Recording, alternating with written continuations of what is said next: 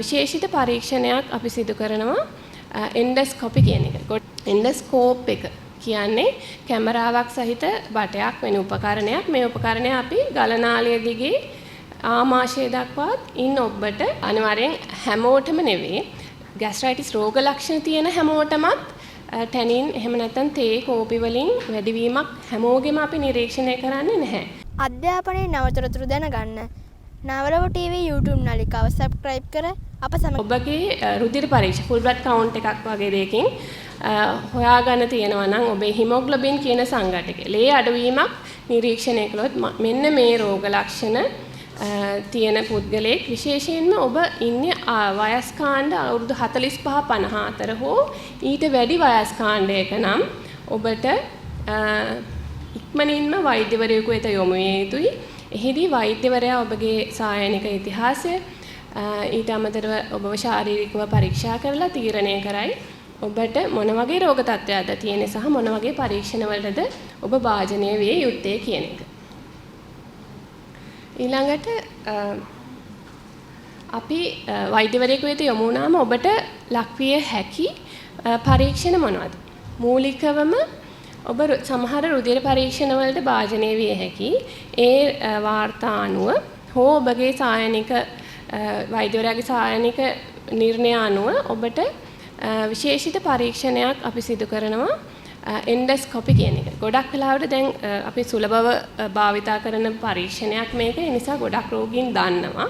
මේ එන්ඩොස්කෝපි පරීක්ෂණයේදී එන්ඩොස්කෝප් එක කියන්නේ කැමරාවක් සහිත බටයක් වෙන උපකරණයක්. මේ උපකරණය අපි ගලනාලය දිගේ ආමාශය දක්වාත් ඉන්න ඔබට ආහාර මාර්ගයේ කුඩා බඩවැලේ මුල් කොටස දක්වා කැමරා එක ගමන් කරනවා. එතකොට ආහාර මාර්ගයේ ඇතුළත තියෙන තුවාල, ගෙඩි, පිළිකා තත්වයන් වගේ දේවල් අපිට පැහැදිලිවම අඳුනා ගන්න පුළුවන්. ඊට අමතරව ඒවල ඇතිවන සමහර අසාමාන්‍යතාවලට අපිට බයොප්සි එකක්, ඒ කියන්නේ මේ පොඩි කොටසක් අරගෙන පරීක්ෂා කරන්න ඉඩ තියෙනවා.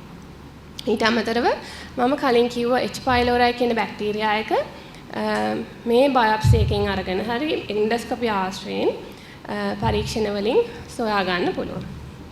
ඊට අමතරව තවත් පරීක්ෂණ ඔබගේ විස්තරේ සායනික ඉතිහාසය අනුව වෛද්‍යවරයා තීරණය කරයි අල්ට්‍රාසවුන්ඩ් ස්කෑන් එකක්, ඒ කියන්නේ බඩේ ස්කෑන් එකක් කරන්න ඕනේද, සමහර විශේෂිත රුධිර පරීක්ෂණ කරන්න ඕනේද, එහෙම නැත්නම් ඔබට මොන වගේ රුධිර පරීක්ෂණද ඉදිරියට කළ යුතු වන්නේ. සමහර රෝගීන්ට පමණක් කරන විශේෂිත වූ පරීක්ෂණ තියෙනවා PHN මැනෝමෙට්‍රි කියලා. එහිදී කරන්නේ ගලනාලයට යොමු කරන බටයක් තුලින් මේ බටයෙන් අපි මනින්නේ ගලනාලයේ තියෙන pH අගය, ඒ කියන්නේ ආම්ලිකතාවය අනුව අපි යම් තීරණ ගන්නවා. මේ වගේ පරීක්ෂණ තමයි මූලිකවම සහ විශේෂිත වූ පරීක්ෂණ. මේ රෝග ලක්ෂණ ඔබට තියෙනවා නම් ඔබට භාජනය විය හැකි. අපි කොහොමද මේ වගේ රෝගියෙක්ව ප්‍රතිකාර කරන්නේ? මේ ප්‍රතිකාර කිරීම මම මූලිකව කාණ්ඩ තුනකට බෙදන්නම්. පළවෙනි කාණ්ඩය තමයි ට්‍රිගර් ෆැක්ටර් එක. ඒ කියන්නේ මේ රෝග ලක්ෂණ මතුවීමට හේතු වූ සාධකයේ ප්‍රධාන වශයෙන් අපි දිගින් දිගටම විස්තර අහලා රෝගීන්ගෙන් ගන්න බලනවා. විශේෂයෙන්ම මේ දවස්වල ඔබ වේදනානාශක භාවිත කරනවද? මේ දවස්වල ඔබ මානසික ආතතියකින් පෙළෙනවද? එහෙම නැත්නම් ඔබ දුම්පානය, මත්පැන් පානයට යොමු කෙනෙක්ද? මේ වගේ මේ හේතු වූ සාධකය හොයාගත්තොත් අපිට ගොඩක් ලේසි මේ රෝගීන්ට ප්‍රතිකාර කරන්න. මේ හේතුවට අපි ප්‍රතිකාර කරන්නේ නැතුව ඖෂධ වලින් විතරක් ප්‍රතිකාර කරන්න ගියොත් එහි සාර්ථකත්වය අඩු වෙන්න පුළුවන්. ඊට අමතරව ඔබේ ජීවන රටාවේ වෙනස්කම්, ලයිෆ් ස්ටයිල් මොඩිෆිකේෂන්ස් කියලා අපි කියනවා. මේ ලයිෆ් ස්ටයිල් එක අපි කොහොමද වෙනස් කරන්නේ? මුලින්ම මම ආහාර රටාවෙන් පටන් ගන්නම්. අපි කියනවා ආහාර රටාව small frequent meals. ඒ කියන්නේ ආහාරයේ ප්‍රමාණය අඩු වෙන්න ඕන. නමුත් ආහාර ගන්න වාර ගණන වැඩි වෙනවා. ආහාර අතර පරතරය අඩුයි, ආහාර වේලක ප්‍රමාණය අඩුයි. මේ ගන්න ආහාර ඔබට රෝග ලක්ෂණ වැඩි කරන තෙල් පිටි ආහාර අඩු කරන්න. මිරිස් ආහාර හෝ ඔබට කුමන හෝ ආහාරයකින් රෝග ලක්ෂණ වැඩිවීමක් සිදු වෙනවා නම් ඒ ආහාර අවම කරන්න. ඊළඟට අපි නිදියන ඉරියව්ව. පුළුවන් තරම් ඔළුව පෙරස අංශ 30ක්වත් එසවීමක් කිරීමෙන් ඔබගේ ආමාශයේ ඇති ආම්ලිකතාවය ගලනාලය දිගේ ඉහළට යාම අවම කරගන්න පුළුවන්. ඊළඟට ආහාර වේලකින් අඩුම තරමේ පැයක් දෙකක්වත් යනකම් නිින්දට යෑමෙන් වළකින්න. ඒකිනුත් අපි බලාපොරොත්තු වෙන්නේ මේ රිෆ්ලක්ස් එක ආම්ලිකතාවය ගලනාලය දිගේ ඉහළට යාම වළක්වා ගැනීම. ඊට අමතරව දුම්පානයෙන් වළකින්න, මත්පැන් පානයෙන් වළකින්න. ඊට අමතරව ස්ට්‍රෙස් එක. ඔබ මානසික ආතතියකින් පෙළෙනවා නම් මේ ස්ට්‍රෙස් එක අඩු කරගන්න නැතුව අපිට ඖෂධ වලින් සමහර වෙලාවට මේ ප්‍රතිකාර රෝග ලක්ෂණ අවම කරන්න අපහසු වෙන්න ඉඩ තියෙනවා. ඊළඟට තමයි අපි ඖෂධ ගැන කතා කරන්නේ. අපි මේ රෝග වලට හේතුව හොයාගන්න බලනවා. ඊළඟට අපේ ජීවන රටාවේ ලයිෆ් ස්ටයිල් එක වෙනස් කරන්න බලනවා. ඊට අමතරව ඊළඟ පියවර විදිහට තමයි ඖෂධ ගැන කතා කරන්නේ. විශේෂයෙන්ම අපි ප්‍රධාන වශයෙන් භාවිතා කරන ඖෂධ වර්ගයක් තියෙනවා ප්‍රෝටෝන් පම්ප් ඉන්හිබිටර් කියලා. ගොඩක් රෝගීන් දන්නවා ඔමිප්‍රසෝල් කරල කිව්වහම ඇට තියෙන කරල කිව්වහම ගොඩක් අය දන්නවා. ඒ ප්‍රෝටෝන් පම්ප් ඉන්හිබිටර් නැත්නම් H2 රිසෙප්ටර් බ්ලොකර්ස් මේ කාණ්ඩ දෙකෙන්ම අපි කරන්නේ ආමාශයේ ආමාශයක යුෂ ස්‍රාවය අවම කිරීම තුලින් රෝග ලක්ෂණවල අඩුවීමක් බලාපොරොත්තු වෙනවා. ඊට අමතරව අපි ඇන්ටැසිඩ් කියලා ඖෂධ කාණ්ඩයක් භාවිත කරනවා. මේකෙදි අපි සිරප් හෝ පෙති වශයෙන් ලබා ගන්න පුළුවන්. මේ ඖෂධ වලින් අපි ආමාශයේ ඇති ආම්ලිකතාවය නියුට්‍රලයිස් කරනවා. කියන්නේ ආම්ලිකතාවය අඩු කිරීමක් තමයි බලාපොරොත්තු වෙන්නේ. ඊට අමතරව අපි ප්‍රෝකයිනටික්ස් කියලා ඖෂධ කාණ්ඩයක් ඒකකින් අපි කරන්නේ ආමාශයේ තියෙන සංකෝචන විධිමත් කරලා මේ ආහාර කුඩා බඩවැල වෙත යොමු කරනවා. ඒකෙන් ගලනාලය දෙසට ආමාශයික ආම්ලිකතාවය ඉහළට එීම අවම කරනවා. සමහර වෙලාවට අපිට ප්‍රතිජීවක ඖෂධ ඇන්ටිබයොටික්ස් පාවිච්චි කරන්න වෙන්න පුළුවන්. මම අර කලින් කියපු H. pylori කියන බැක්ටීරියා එක පරීක්ෂණ මගින් සනාථ වුණා. මෙන්න මේ ඖෂධ තමයි මූලිකව අපි භාවිතා කරන්නේ ગેස්ට්‍රයිටිස් රෝග ලක්ෂණ රෝග තත්ත්වයේ තියෙන පුද්ගලයෙකුට. ඊට අමතරව එක්තරා රෝග තත්ත්වයක් තියෙනවා රෝග ලක්ෂණ තියෙනවා. හැබැයි මේ සියලුම පරීක්ෂණ නෝමල් සාමාන්‍ය තත්ත්වයේ තියෙනවා. පරීක්ෂණ වලින් මේ රෝග තත්ත්වය මොකක්ද කියන ගැන කිසිම ඉඟියක් නැහැ. මේ තත්ත්වයට අපි කියනවා ෆන්ක්ෂනල් ඩිස්පෙප්සියා. මේ තත්ත්වය ඇත්තටම හරිම සුලභයි. විශේෂයෙන්ම මානසික ආතතියකින් පෙළෙන පුද්ගලයෙකුට සමහර මානසික රෝග විෂාදය වගේ මානසික රෝග තියෙන පුද්ගලයෙකුට මේ ෆන්ක්ෂනල් ඩිස්පෙප්සියා තත්ත්වය ඇතිවීමේ අවදානම වැඩි. මේ වගේ තත්ත්වයකදී අපි අපේ ජීවන රටාව වෙනස් කරලා බලනවා, ඖෂධ වලින් ප්‍රතිකාර කරලා බලනවා වගේම අපිට සමහර විට මානසික සෞඛ්‍ය මානසික රෝග වෛද්‍යවරයෙකුගේ උදව් ගන්න වෙනවා. මොකද මේ රෝග තත්ත්වයට යම් කිසි සහනයක් ලබා දෙන්නේ නැතුව අපේ ඖෂධ සාර්ථකව ප්‍රතිකාර කරන්න සමහර වෙලාවට අමාරුයි. ඒ හින්දා ෆන්ක්ෂනල් ඩිස්පෙප්සියා කියන එකත් හරිම සුලභ සහ ප්‍රතිකාර විධිමත්ම ප්‍රතිකාර කරේ නැත්නම් ටිකක් රෝගීන්ට රෝග ලක්ෂණ එක්ක ජීවත් වෙන්න සිද්ධ වෙන නමුත් ප්‍රතිකාර ක්‍රම තියෙන රෝගී තත්ත්වයක්. ඊළඟට අපි බලමු අපි දැකලා තියෙනවා ගොඩක් ગેස්ට්‍රයිටිස් රෝග ලක්ෂණ තියෙන රෝගීන් වරක් දෙවරක් නෙවෙයි දිගින් දිගටම ෆාමසි එකෙන් වෛද්‍ය නිර්දේශයකින් තොරව විශේෂයෙන්ම මේ ඔමිප්‍රසෝල් කරල දිගින් දිගටම ෆාමසි එකකින් ගන්නවා අවුරුදු ගණන් පාවිච්චි කරන රෝගීන් අපි දැකලා තියෙනවා. මොකද්ද මේකේ අවදානම? මේක කිසිසේත්ම අපි අනුමත කරන්නේ නැහැ. එක හේතුවක් තමයි මේ ඕනම ඖෂධයක් දිගු කාලීනව භාවිතයෙන් යම් යම් අතුරු ආබාධ ඇති වෙන්න පුළුවන්. සමහර විට ආසාදන වලට තියෙන ප්‍රවණතාවය වෙන්න පුළුවන්. සමහර වෙලාවට සමීක්ෂණ වලින් හොයාගෙන තියෙනවා ඔස්ටියෝපොරෝසිස්, ඩිමේෂියා සහ යකඩ අවශෝෂණයේ දුර්වලතා වගේ දේවල් දිගු කාලීන මේ ඖෂධ භාවිතයෙන් ඇති වෙන්න පුළුවන් කියන එක. ඒ නිසා සහ මම කලින් කිව්වා මේ රෝග ලක්ෂණ හෘදයාබාධයකදී ඇති වේ හැකියි. සහ පිළිකා තත්වයකදී ඇතිවිය හැකියි. ඒ නිසා මේ දිගින් දිගටම වෛද්‍ය උපදෙස් නොගැනීමෙන් සමහර විට ඔබට මේ වගේ රෝග තත්වයක් මගහැරෙන්න පුළුවන්. ඔබ රෝහලට එන විට ඔබේ ඇත්තම රෝගය අපි හොයා ගන්නකොට ඔබ ප්‍රමාද වැඩි වෙන්න පුළුවන්. මෙන්න මේ හේතු නිසා අපි හැමතිස්සෙම රෝගීන්ව දැනුවත් කරන්නේ සහ ඔබට ලබා දෙන පණිවිඩය තමයි පවුලේ වෛද්‍යවරයා වෙත යන්න, ඔබගේ රෝග ලක්ෂණ ඉදිරිපත් කරන්න, දිගින් දිගටම වෛද්‍ය නිර්දේශයකින් තොරව ඖෂධ ලබා ගැනීමෙන් වළකින්න. සහ මේ ગેස්ට්‍රයිටිස් රෝග තත්ත්වය හඳුනා ගැනීම වැදගත්, අවදානම් සාධක පාලනය කිරීම වැදගත්. ඒ වගේම ඔබගේ ජීවන රටාව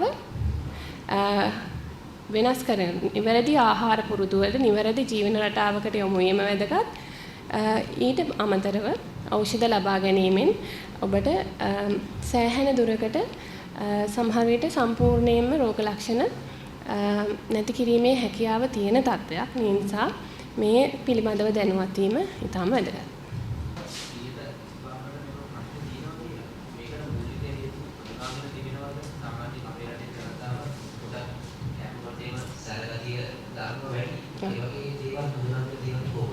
ඒක තමයි මම අර කලින් කිව්වා වගේ විශේෂයෙන්ම අර ආහාර පුරුදු කියන්නේ වැදගත්ම කොටසක් මේ රෝග ලක්ෂණ වැඩි කරන.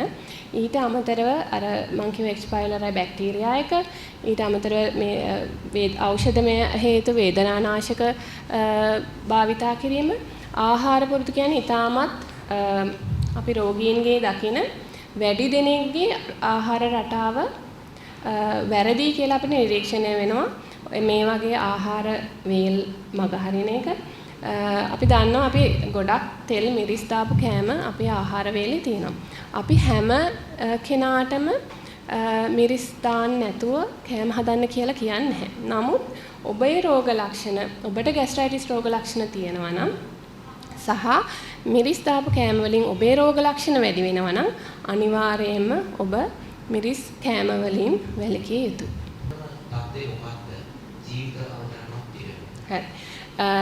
උත්සන්නමය තත්ත්වය කියන්නේ මේ රෝග ලක්ෂණ උපරිමයට වැඩි වුණාම අපි දකිනවා අධික ලෙස වේදනාව, වමනය, රුධිරය පිටවීම සහ මේ වගේ තත්ත්වයකදී ගොඩක් වෙලාවට ප්‍රමාද වී හෝ රෝගීන් හදිසි අනතුරු ඒකකයට හෝ වාට්ටුවට ඇතුළත් වෙනවා. මේ අවධියේදී සමහරට රුධිර වහනය වීමකින් ඉතාමත් දරුණු තත්ත්ව ඇතිවිය හැකියි. රුධිර වහනය අපි දන්නවා රුධිර වහනයෙන් පමණක් සමහර විට බඩවැලේ තියෙන තුවාල වලින් රුධිර වහනයෙන් පමණක් ජීවිත අවදානමකට ලක් වෙන්න පුළුවන් ඔබ නිවැරදි වෙලාවල රෝහලට පැමිණියේ නැත්තම්. හැබැයි ඔබ රෝහලට පැමිණුවොත් අපිට කරන්න ප්‍රතිකාර තියෙනවා. ඔබට ඔබගේ රුධිර පීඩනය පවත්වා ගන්න, රුධිර වාහනය වළක්වන්න ඖෂධ තියෙනවා. ඒ වගේම එන්ඩොස්කෝපි පරීක්ෂණ මගින් ඔබේ මේ තත්ත්වය හදිසියේ ඇතිවෙන උත්සන්නම තත්ත්වය පාලනය කිරීමේ හැකියාව රෝහල තුල තියෙනවා.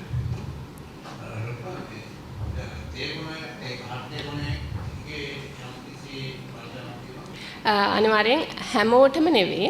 ગેස්ට්‍රයිටිස් රෝග ලක්ෂණ තියෙන හැමෝටමත් ටැනින් එහෙම නැත්නම් තේ කෝපි වලින් වැඩිවීමක් හැමෝගෙම අපි නිරීක්ෂණය කරන්නේ නැහැ.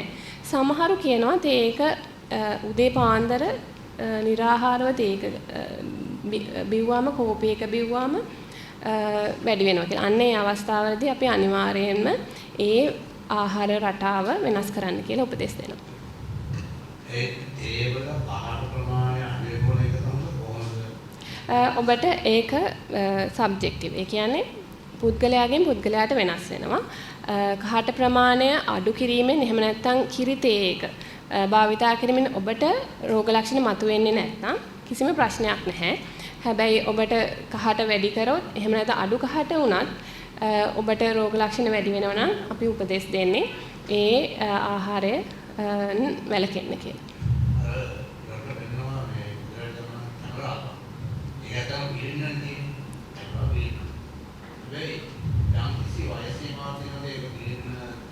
නැහැ.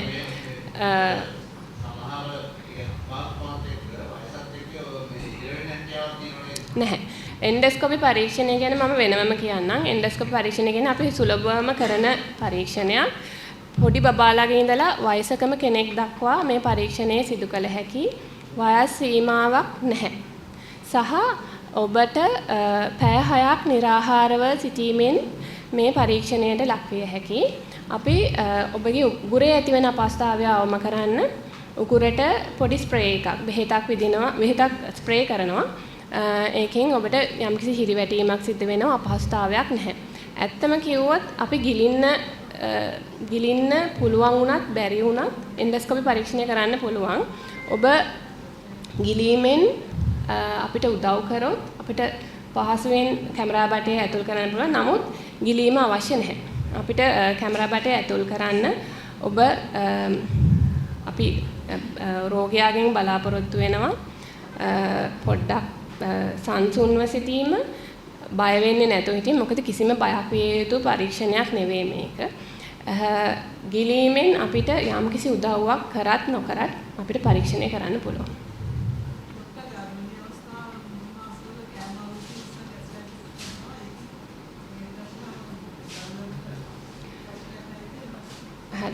ඒක අපි නිතරම දකින තත්ත්වයක්. ගර්භණී අවස්ථාවේ මුල් මාස 3 වමනය, කෑම අරුචිය, සමහර අය උත්සන්න වූ අවස්ථාවලදී ලේ වමනය පවා අපි දැකලා තියෙනවා. මේ අවස්ථාවලදී අපිට ඖෂධ වලින් ප්‍රතිකාර කරන්න පුළුවන්. ඒ වගේම මම කලින් කිව්වා වගේ ගර්භණී කෙනෙක් වුණත් මේ ආහාර රටාව මම කලින් කිව්ව small frequent meals නිතර පොඩි ආහාර වේල් ගන්න එක අර වගේම ජීවන රටාව ඉරියව්ව නිදියන ඉරියව්ව පාලනය කිරීම තුළ යම්කිසි සහනයක් ලබා ගන්න පුළුවන්. නමුත් ඖෂධ භාවිතා කරන්න බැහැ කියලා එකක් නැහැ. ගර්භණී සමයේ වුණත් අපිට safe. ඒ කියන්නේ අවදානමක් සහිත ඖෂධ අපි ආව තියෙනවා. ඒ හින්දා ඖෂධ වලින් ප්‍රතිකාර කරන්න පුළුවන්. නමුත් වෛද්‍යවරයෙක්ගේ නිර්දේශය මත පමණක් ඖෂධ ලබා ගන්න.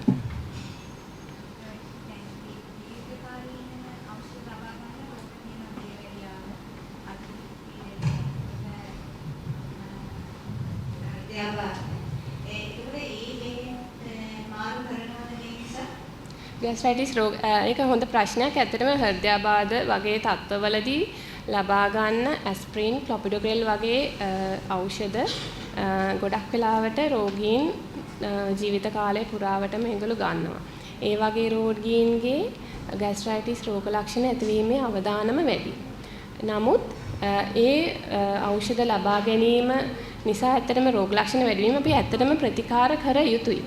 ඒ මිසක් අපි ඖෂධවල වෙනසක් කළ යුතු නැහැ. විශේෂයෙන්ම ඒ වගේ දිගු කාලීන රෝග තත්ත්වවලට ලබා දෙන ඖෂධ සම ගොඩක් වෙලාවට ગેස්ට්‍රයිටිස් ඖෂධ ඉන්ටරැක්ෂන්ස් ඒ කියන්නේ අන්තර් සම්බන්ධතා කරලා රෝගීන්ට අතුරු ආබාධ වැඩි කරන්නටත්ම හරිම අවමයි. ඒ නිසා අපිට හෘදයාබාධ තියෙන රෝගීන්ට උනත් ગેස්ට්‍රයිටිස් තත්ත්වයේදී ප්‍රතිකාර කළ හැකියි.